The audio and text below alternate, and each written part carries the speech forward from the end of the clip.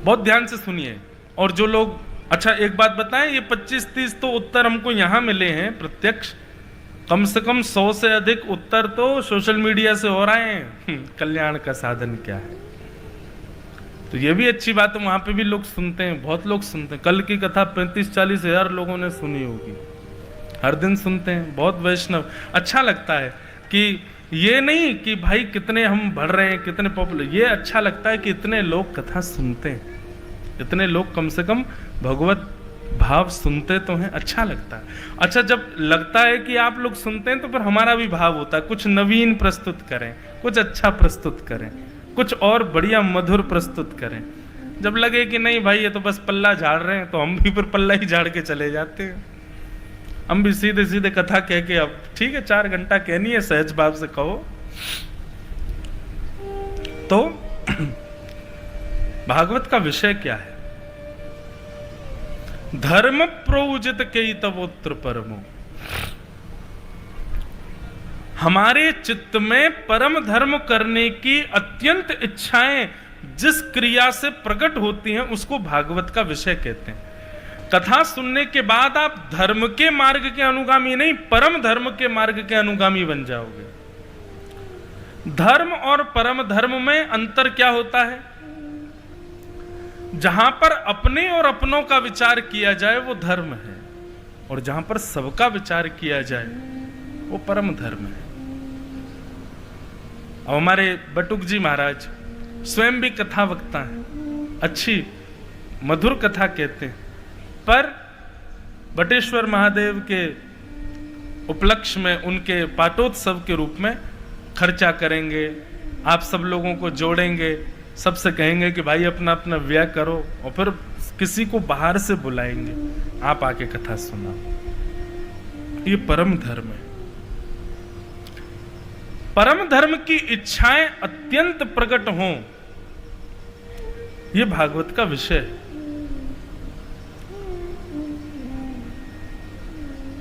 भागवत का विषय। दूसरी बात, भागवत का अधिकारी कौन है? डिजर्व कौन करता है भागवत की कथा? तो कहते हैं निर्मत सराणाम सताम, जिसके चित्त में मात्सर्य दोष नहीं है। एक बात सदैव याद रखिएगा बंधुओं, अगर आप स्वयं को वैष्णव कहते हैं, स्वयं को भक्त कहते हैं, स्वयं को भगवत अनुरागी कहते हैं, लेकिन कहीं ना कहीं मात्सर्य दोष आपके चित्त में है, तो निश्चित है कि आप अभी परिपूर्ण रूप से वैष्णव हुए नहीं हो। मात्सर्य दोष किसको कहते हैं? किसी अन्य से जलन होना, किसी से चिढ़ होना, किसी के प्रति दुर्भाव चित्त में आना, किसी की उपलब्धि देख करके स्वयं को असहज अनुभव करना, ये सब मात्सर्य दोष कहलाते हैं। और एक बात कहें, 95% लोगों में मात्सर्य दोष होता है। बुरा नहीं मानिएगा, इस पंडाल में बैठे हुए भी अधिकतर लोगों में मात्सर्य दोष होगा। स्वयं सोचिए, विचार करिए, क्या नहीं है हमारे अंदर? है किसी एक के प्रति तो हमारे भीतर होता है कि वो व्यक्ति जब सामने आता है तो कहीं ना कहीं मन में एक ईर्ष्या जन्म लेती है, छोटी सी। आपका उद्देश्य अब यह है कि वो व्यक्ति आपको प्रिय लगना चाहिए, इतना नाम जप करो। उसके प्रति अभी ईर्ष्या भाव नहीं आना चाहिए आपके चित्त में। जब तक वो प्रिय ना लगने लग जाए तब तक आप नाम जप बढ़ाते रहो, कथाएं सुनते रहो, इतना सत्संग करो कि वो प्रिय दिखे। और आपके अत्यंत प्रयास करने के बाद भी वो प्रिय नहीं हुआ तो आपका सब करना व्यर्थ है। प्रिय लगे। हम तो कहते हैं कथा सुनने के बाद में 7 दिन बाद इसका प्रैक्टिकल किया करो। जिस व्यक्ति से आपको कभी ईर्ष्या हुई है, जिस व्यक्ति से आपको सूक्ष्म एक उसको देख करके मन में ईर्ष्या का भाव उत्पन्न होता है, कथा सुनने के बाद उसके गली में जाया करो, उसके घर के बाहर जाया करो, और वो दिख जाए ना उसको देखा करो। अभी भी ईर्ष्या हो रही है, अभी और कथा सुननी है मुझे। जिस दिन उसको देखते ही उसमें ईर्ष्या का भाव ना, उससे प्रेम का भाव प्रकट हो जाए, बस समझना अब राम जी मिलने को तैयार हैं हमसे। अब बस ठाकुर जी अब हमसे मिलेंगे, क्यों?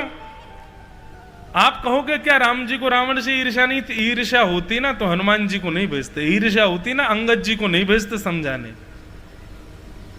ईर्ष्या होती तो सीधे आक्रमण होता, ईर्ष्या होती तो समझाया नहीं जाता। लेकिन सामने वाला मान ही नहीं रहा है किसी भी क्रिया से, तब युद्ध हुआ। अच्छा देखो, ठाकुर जी ने किसी से ईर्ष्या की नहीं। महाभारत युद्ध भी जब होने वाला था तो भगवान स्वयं शांति दूत बन करके गए और कौरवों को एक बार समझाने का प्रयास किया। अरे दुर्योधन, एक बार और विचार कर ले भैया, युद्ध में तुमको लग रहा है अभी बोलने में कि युद्ध करके हम जीत जाएंगे और ये वो, पर कितनी बालक अनाथ हो जाएंगे, कितनी माताएं विधवा हो जाएंगी, पूरी इंद्रप्रस्थ की भूमि, हस्तिनापुर की भूमि रक्त रंगित हो जाएगी। विचार कर लो भाई, अरे 5 गांव ही दे दो पांडवों को। भगवान वहां भी समझाने गए थे, पर दुष्ट दुर्योधन ने कहा सुचक्र न दास्यामि बिना युद्धे न केशव, बिना युद्ध के एक सुई की नोक के बराबर जमीन भी नहीं दूंगा पांडवों को, नोक के बराबर जमीन भी नहीं दूंगा पांडवों को। या तो युद्ध करके सब कुछ ले जाएं और या फिर युद्ध में हार करके मेरे राज्य को छोड़ के जाएं। ठाकुर जी ने वहां भी समझाया। कंस को भी कितने संकेत भेजे भगवान ने, जितने राक्षस भेजे सबको मार दिया। कंस अब तो सुधर जा, अब तो मान जा, तब भी नहीं माना। ठाकुर जी का स्वभाव है, वो ईर्ष्या नहीं करते, सीधे आक्रमण नहीं करते, पहले समझाते हैं, नहीं मानता तब युद्ध होता है। हम लोग उल्टे हैं, किसी से यदि हमारी ईर्ष्या हो गई तो हम उसको बताएंगे भी नहीं, सीधे युद्ध करने पहुंच जाएंगे, उस पर FIR दर्ज करा दी उसके नाम, लड़ने पहुंच गए। ये ईर्ष्या है। जब ईर्ष्या का भाव नष्ट होता है तो सामने वाले से संवाद विवाद नहीं, आपकी स्थिति संवाद की बने, विवाद की नहीं। वैष्णव विवाद से दूर रहता है, अपने आप को हरा देगा लेकिन विवाद नहीं करेगा। तो भागवत का अधिकारी कौन? जिसके चित्त में मात्सर्य दोष नहीं है, ईर्ष्या नहीं है किसी के प्रति। अगर कोई व्यक्ति ईर्ष्यालु है, क्षमा कीजिएगा, वो मंच पर बैठ के वक्ता बन जाएगा ना, उसकी बात का प्रभाव नहीं होगा। और वो श्रोता बन के कथा में बैठ जाएगा तो 4 घंटे में क्या सुना सब भूल जाएगा। ईर्ष्यालु, ये ईर्ष्या का दोष एक प्रकार का बांध है हमारे कानों में, जो कथा आने तो देगा लेकिन भीतर नहीं आने देगा, प्रवेश नहीं करने देगा। इसलिए इस ईर्ष्या के मात्सर्य दोष को पहले हटाइए। और मात्सर्य दोष हटेगा कैसे? सत्संग। बंधुओं, हर देखो, जैसे कहते हैं ना, एक आध दवाई ऐसी होती है, नाम क्यों बोलूं, वो सब चीजों में काम आ जाती है, सिर दर्द में भी, बुखार में भी, शरीर के दर्द में भी, खांसी में भी, जुकाम में भी। एक आध दवाई ऐसी होती है, वो सारे रोगों की एक ही दवाई है। ठीक वैसे ही जितने भी संसार में दोष हैं मानव के भीतर, सबकी एक ही औषधि है, सत्संग। बस उसका श्रवण मन पूर्वक हो, ध्यान पूर्वक हो, वो कल्याणकारी होता है। तो भागवत का अधिकारी कौन? जिसके अंदर मात्सर्य दोष नहीं है। आप सब जानते हैं कि आपके अंदर किसके प्रति मत्स्य भाव है, मात्सर्य भाव है। उसके प्रति मात्सर्य भाव नष्ट करना, यही आपकी पहली जिम्मेवारी होनी चाहिए। तब आप अधिकारी बनोगे कथा के। निर्मत्सराणाम सताम वैद्यम वास्तवमत्र वस्तु श्रीमदम। श्रीमद् भागवत हमारा किससे संबंध कराती है? कथा सुनने से आप चिंता विमुक्त हो जाओगे, कथा सुनने से आप आर्त विमुक्त हो जाओगे, कथा सुनने से आप धनवान हो जाओगे, कथा सुनने से जीवन के सारे संकटों की रुकावटें दूर हो जाएंगी। नहीं, ये आर्तमुक्त होना, चिंता मुक्त होना, धनयुक्त हो जाना, जीवन में बहुत सारी उपलब्धियां प्राप्त हो जाना, कथा का ये उद्देश्य नहीं है। कथा का केवल एक उद्देश्य है, और वो क्या है? वैद्यम वास्तवमत्र वस्तु शिवदम। आपको केवल और केवल श्री कृष्ण भगवान की पदवी से हट करके किसी अपनत्व की पदवी पर दिखने लग जाएंगे। ये कथा का प्रयोजन है, ये कथा का उद्देश्य है। मतलब अभी तक तो भगवान श्री कृष्ण आपको भगवान दिखते हैं, वो भगवान है, लेकिन कथा सुनने के बाद में अब स्थिति क्या हो गई है कि अब बस नेत्र बंद करते हैं तो अपने मित्र के रूप में श्री कृष्ण दिखते हैं, अपने सखा के रूप में, अपने प्रियतम के रूप में, अपने पुत्र के रूप में, अपने सखा, इन प्रकार के संबंधों में श्री कृष्ण व्यवस्थित हो जाएं। ये कथा का संबंध है, इसी से संबंध कराती है भागवत की कथा। अन्य किसी भी उपाय से आप यदि कथा श्रवण के लिए बैठे हैं, माफ कीजिए, आपका वो उपाय पूर्ण होगा इसकी मैं गारंटी नहीं देता, पर आप श्री कृष्ण को अपना बनाने की भावना से यदि कथा में बैठे हैं तो ये इस बात का हम प्रमाण दे करके, लिख करके, हस्ताक्षर करके अपनी जिम्मेवारी पे कह सकते हैं कि ये साधन आपका निश्चित पूर्ण हो जाएगा। अच्छा,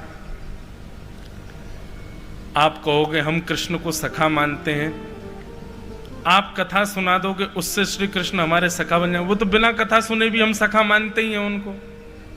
कथा ने ऐसा क्या विशेष किया? कथा सुनने से पहले आप श्री कृष्ण को सखा मानते थे, पर कथा श्रवण के बाद में श्री कृष्ण आपको अपना सखा मानेंगे। ये परिवर्तन हो जाएगा। और फिर क्या होगा? बोले अनुब्रजाम में हम नित्यम पूये ये तन्य रेणु विह। आप श्री कृष्ण के पीछे नहीं चलोगे, आप जहां जहां जाओगे ठाकुर जी आपके संग संग चलेंगे। अभी पहले तो हमको लगता था कि गिरधर लाल जी के संग हम जाते हैं।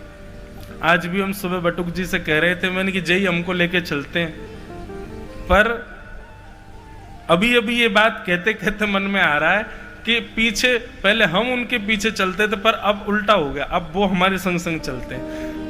अब ये भाव हमारा परिवर्तित हो गया है कि ठाकुर जी जहां जाएंगे वहां हम जाएंगे। नहीं, ठाकुर जी ने अब संबंध बना लिया, बोले जहां तू ले जाएगा वहां मैं संग चलूंगा। एक हम पद गाते हैं ना, जहां ले चलोगे वहीं मैं चलूंगा।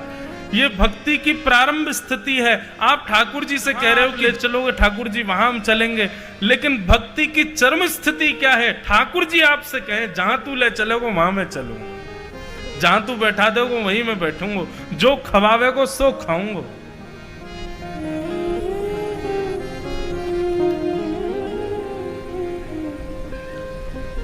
भक्ति की चरम स्थिति क्या है? तुम ठाकुर जी के पीछे पड़ो नहीं, मेरा सुमिरन हरि करे मैं पावा विश्राम।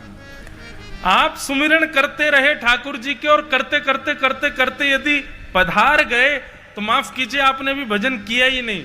सुमिरन करते करते करते करते एक दिन ऐसी स्थिति आ जाए कि आपका सुमिरन बंद हो जाए, ठाकुर जी आपका सुमिरन प्रारंभ कर दें। बंधुओं, मीराबाई सुमरती थी ठाकुर जी को, पर एक स्थिति ऐसी आ गई थी कि मीराबाई को ठाकुर जी सुमरते थे। गोस्वामी तुलसीदास जी स्मरण करते थे राम जी का, पर एक स्थिति ऐसी आ गई थी राम जी स्मरण करते थे गोस्वामी जी का। सूरदास जी गाते थे ठाकुर जी को, पर एक स्थिति ऐसी आ गई थी कि ठाकुर जी गाते थे सूरदास जी को। और इसका प्रमाण बताएं, सूरदास जी का संकल्प था, अब मैं हो सकता है गलत भी हूं, विद्वान जन मुझे आज्ञा करेंगे जैसा भी हो। सूरदास जी का संकल्प था 1.25 लाख जाने 1.5 लाख पद उनको लिखने थे, पर शायद 1 लाख पद के आसपास सूरदास जी के पूर्ण हुए। उसके बाद सूरदास जी भगवत विलीन हो गए। तो कहते हैं सूरदास जी के बचे हुए पदों को ठाकुर जी ने पूर्ण किया। और इसका प्रमाण क्या है?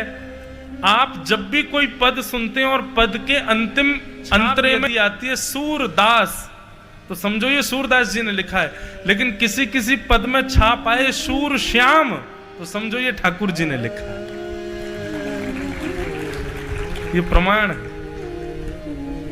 हो गई ना स्थिति। पहले सूरदास जी भज रहे थे ठाकुर जी को, लेकिन स्थिति ऐसी आई कि सूरदास जी को ठाकुर जी भजने लगे।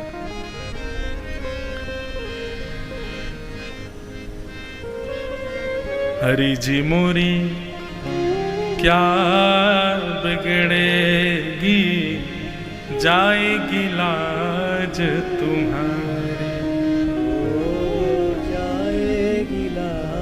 ये सूरदास जी का पद नहीं है, सूर श्याम। पाछे पछतई हो जब मोहे देख उघारी। ये ठाकुर जी ने लिखा है, ऐसा वैष्णव जन हमारे पूर्वाचार्य बताते हैं। गोस्वामी तुलसीदास जी ने मानस की रचना की,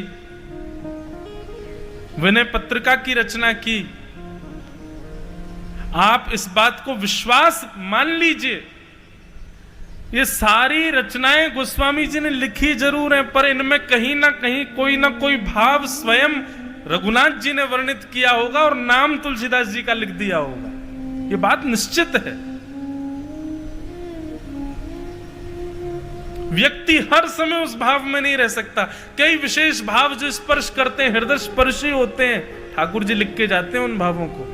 गीत गोविंद जयदेव महाप्रभु पद लिख रहे थे अष्टपदी, और पद लिखते लिखते लिखते अंतिम भाव नहीं आ रहा था, क्या करूं क्या करूं क्या करूं।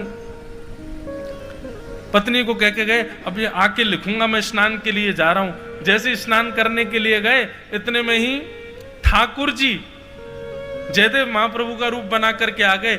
और जैसे ही कक्ष में आए, पत्नी बोली, आप तो स्नान करने गए थे। अरे नहीं देवी, मुझको याद आ गया, मैं तुरंत लिख देता हूं। तुरंत लिख दिया अंतिम पद, और लिखने के बाद बोले, देवी सुनो, आज स्नान बाद में करेंगे, पहले भोजन कराओ। जयदेव महाप्रभु की पत्नी बोली, आज तो पता नहीं क्या होगा। बोले जल्दी भोजन कराओ, भूख लगी है हमको। अब महाप्रभु जी की पत्नी बढ़िया भोजन बना लाई, और ठाकुर जी जयदेव महाप्रभु के रूप में गए, खूब चट चट खूब पाए उनके घर में प्रसादी। उनकी पत्नी का नियम था, वो जयदेव महाप्रभु की झूठी थाल में ही प्रसाद पाती थी, उच्छिष्ट पति का पाती थी।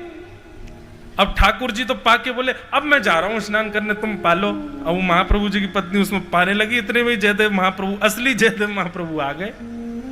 आकर के बोले, देवी ये तुमने क्या किया? नहीं कोई दिक्कत नहीं है, पाओ, पर तुम्हारा तो नियम है कि हम पा लेते हैं, हमारे बाद तुम हमारी थाली में पाती हो। आज हमसे पहले ही शुरू हो गई, इतनी भूख लगी तुमको? पत्नी बोली, क्या बात कर रहे हो, अभी अभी आप पा करके गए? जयदेव महाप्रभु बोले हम तो स्नान करने गए थे, उसके बाद संध्या वंदन करके हम आए। पत्नी बोली, अरे आप आए तो थे बीच में, आके बोल के गए, मुझको पद याद आ गया, आपने पद पूर्ण किया, पद पूर्ण करने के बाद आपने कहा भोजन लगाओ, भोजन किया, उसके बाद ही में आप कहां खो गए, स्वप्न में हैं क्या?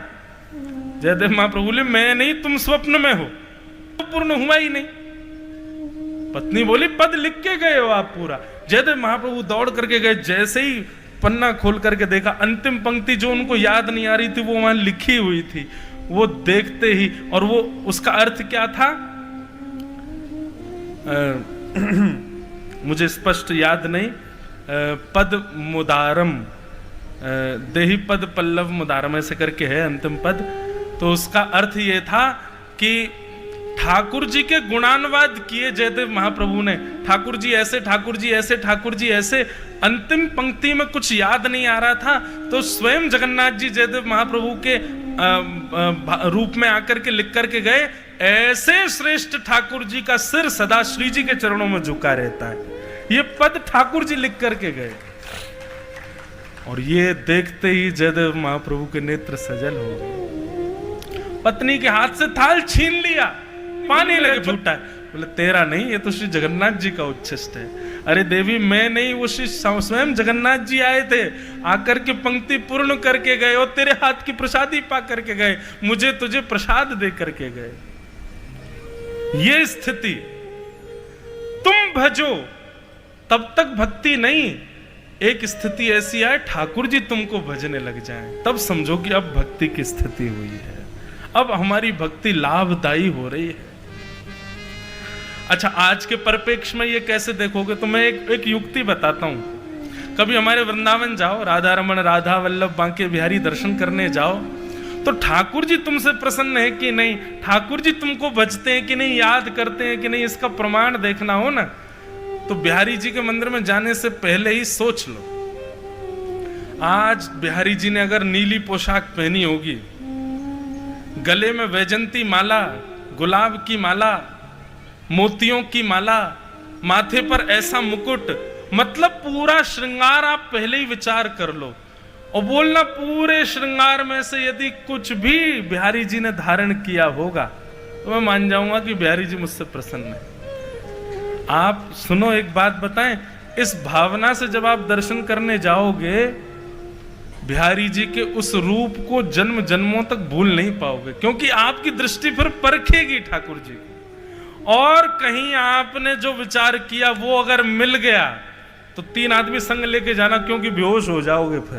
फिर 3 आदमी चाहिए उठाने के लिए, फिर आप अनकॉन्शियस हो जाओगे, आप देह शुद्ध नहीं रहेगी। विचार करो, कुछ जो आपने सोचा वैसे ठाकुर जी मिल गए। हम तो खूब करते हैं ठाकुर जी के संग ऐसी लीला। अभी की बात है, ये हमारे ठाकुर जी का हर वर्ष उत्सव होता है 11 से 17 जनवरी। बटुक जी पधारे थे द्वारिका। अगले वर्ष वो उत्सव नाथ द्वार में है। तो हम कथा द्वारिका पूर्ण करके सीधे मेरी कथा थी गुना में, मध्य प्रदेश। तो हम सोच रहे थे कैसे जाएं गुना। तो द्वारिका से हम आ गए इंदौर, और इंदौर से बाय रोड गुना जाना था। तो विचार था कि मध्य में महाकाल भगवान को प्रणाम करेंगे और सीधे जाएंगे, फिर गुना में जाके कथा करेंगे। लाल जी हमारे संग थे, हम 2 लोग थे, हम और अनुस पंडित जी थे साथ में। तो जैसे हम महाकाल मंदिर पहुंचे तो मैंने कहा, ड्राइवर भैया गाड़ी ऑन रखना, ठाकुर जी को हम यहीं छोड़ जा रहे हैं गाड़ी में। मैं अपने उतर गया गाड़ी में से, चलने लगा। पंडित जी पीछे आ रहे थे, पीछे देखा तो ये ठाकुर जी को जबरदस्ती ले ही आ रहे थे संग में। मैंने कहा, अरे भैया मैं गाड़ी ऑन करवा के आया, तो ठाकुर जी को छोड़ दो वहीं पे, तुम ले क्यों आए? बोले हमने सुना ही नहीं। अब मैंने किया, यार इनने सुना ही नहीं कि मैंने कहा है ठाकुर जी को छोड़ दो गाड़ी में, गाड़ी ऑन है, हम दर्शन करके आते हैं। ये बोले हमने सुना ही नहीं। मैंने किया, अब ले आए हो तो अब वापस क्यों करो, ले चलो। तो मन में एक सूक्ष्म भाव आया कि भाई मेरा मन तो था कि मैं महाकाल से मिलूं, पर महाकाल का मन था मुझे लाल जी से मिलना है। तो अभी सुनो आगे और। लेकिन इस बात में मन में संशय था कि अंदर भीड़ होगी, कहीं हमारे लाल जी बेचारे बिच नहीं जाएं। अब ले तो आए, इनको मन में संशय था। मन में यही संशय चल रहा था, महाकाल की इच्छा होगी तो कुछ विशेष होगा। अंदर जाते पता नहीं कहां से वहां के प्रोटोकॉल वाले और वो सब हमको पहचान गए। अरे महाराज जी आप तो कथा करते हो। मैंने हाँ भैया कथा करते। साथ में थे 2-3 लोग और थे। तो व्यवस्था ये हुई कि फिर मंदिर के मुख्य पुजारी जी भी पहचान गए, तो उनने हमको वीवीआईपी बुला लिया। तब तक भी था चलो ठीक है, लाल जी भीड़ में नहीं गए, व्यवस्थित है अभी तक भी मामला। जैसे ही महाकाल भगवान के सामने गए, दर्शन करके बलैया ली जय हो, हमारे गोपेश्वर महादेव, राधा वल्लभ लाल की जय, हमारे गिरधर लाल की जय। हम महादेव के मंदिर में जाकर ठाकुर जी की जय जयकार करते हैं, खुश होते होंगे महादेव। इतने में ही वो पुजारी जी आए और पंडित जी से बोले, लाओ ये क्या है? मैंने कही ये प्रसाद नहीं है, हमारे ठाकुर जी है इसमें, मैं कहीं ये जाके चढ़ा दें भीतर। पंडित जी हट करें, नहीं नहीं ये दो, हमको दो। अरे मैं भीड़ भाड़ बहुत थी, मैं उनसे कहूं मैंने ठाकुर जी हैं हमारे, वो सुने ही नहीं, ले ही गए भीतर। अब मैंने की भाई अब क्या होगा, मैंने की ये कहीं प्रसाद के डब्बा की तरह चढ़ा नहीं ना, छोटी सी झांपी जी में लाल जी, हमारे नेक्स्ट से लाल जी। महाकाल भगवान के सामने जाकर के उन्होंने वो खोला और तुरंत लाल जी को उठा करके नेक्स्ट से लाल जी, महाकाल भगवान ने विशाल माला पहनी थी, वो माला में ही ठाकुर जी को विराजमान कर दिया। हरि हर मिलन हो गया। और उसके बाद जो मेरी स्थिति, नेत्रों में आंसू नहीं रुके। और तब ये बात पुष्ट हो गई कि नहीं, महाकाल चाह रहे थे कि लाला जन्मोत्सव मना के द्वारिका से आए और एक बार मेरे गले तो लगाए दो या को। अच्छा फिर क्या हुआ? शीतकाल में हमारे ठाकुर जी ज्यादा स्नान नहीं करते।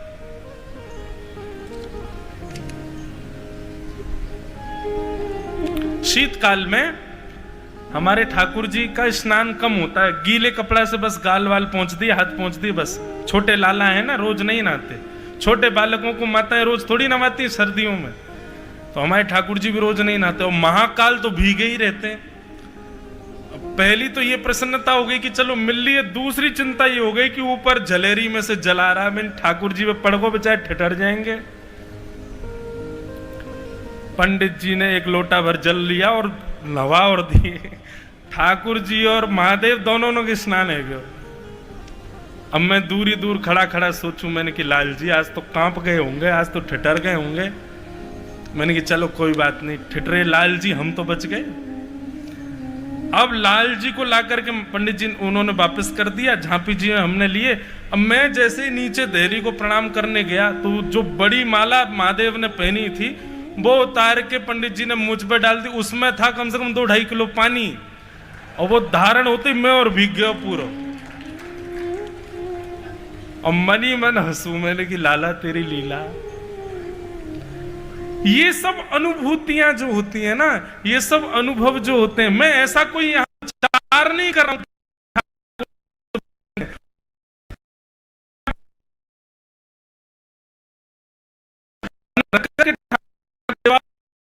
में यदि प्रयास किया ना तो एक और अष्टपदी गाऊंगा, बहुत सुंदर है। आप लोग ये जो फोन में निकाल रहे हैं गीत गोविंद बंधुओं, इसका प्रयास कीजिएगा कि कल से नित्य गीत गोविंद अपने ठाकुर जी को शयन के समय सुनाओ। और अपने ठाकुर जी को तो सुनाओ ही, एक बगल में स्वस्थ आज ही दुकान से बढ़िया नया आसन खरीदना, उस पर इत्र लगाना, इत्र लगा करके उस पर बढ़िया जो गुलाब जल का छिड़काव करके सुगंधित कर देना। उस आसन को कोई और प्रयोग ना करे, खाली आसन एक चौकी पर रख करके ऐसा भाव रखना कि ठाकुर जी इस पर बैठे हैं। फिर गीत गोविंद गाना 1 महीना, 2 महीना, 6 महीना, 1 वर्ष, 2 वर्ष, 5 वर्ष नित्य गीत गोविंद उस आसन पर बैठ के ये भाव रखना कि इस पर ठाकुर जी बैठे हैं इस आसन पर।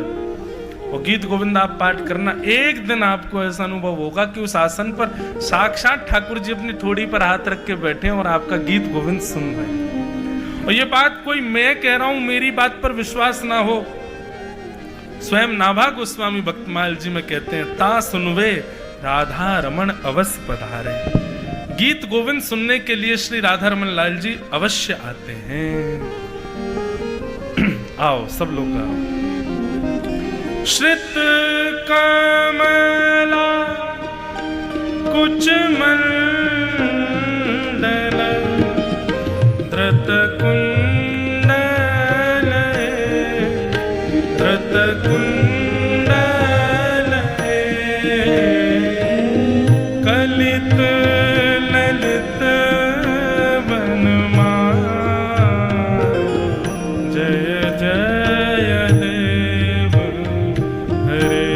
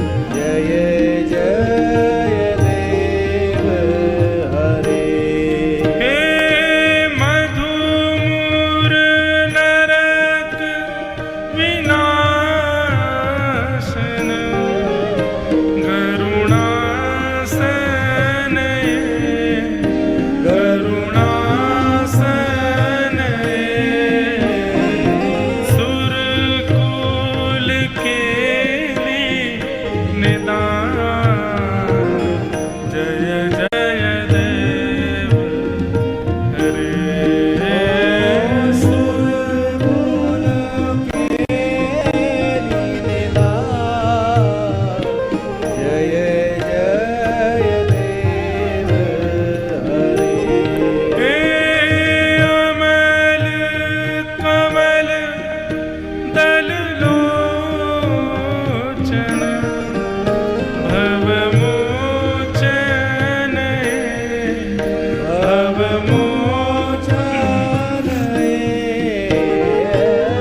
त्रिभुवन भवन निधान जय जय देव हरे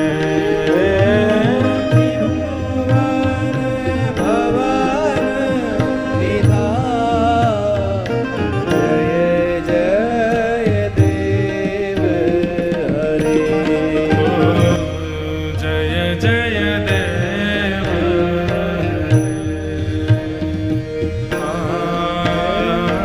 जय जय जय देव हरे जनक सुता कृत भूषण जित दूषण जित दूषण समर समित दशकन जय जय देव हरे समर शमित दशकन जय जय देव हरे हे अभिनव जल धर सुंदर धृत मंदर धृत मंदर श्रीमुख चंद्र चकोर जय जय देव हरे श्रीमुख चंद्र चकोर जय जय देव हरे हे तव चरण प्रणतावयम् इति भावय इति भावय गुरुकुशलं प्रणते जय जय देव हरे गुरुकुशलं प्रणते जय जय देव हरे हे श्री जयदेवक वेरिदं कुरुते मुदं कुरुते मुदं मङ्गलमञ्जुल गीतं जय जय देव हरे मङ्गलमञ्जुल गीतं जय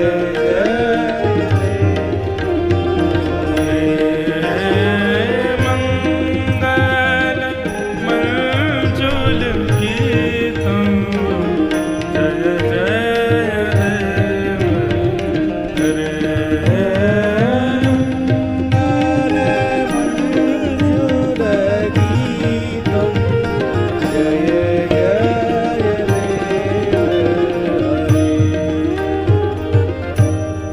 श्री जगन्नाथ महाप्रभु की जय। ऐसे जयदेव महाप्रभु गीत गोविंद गा रहे हैं।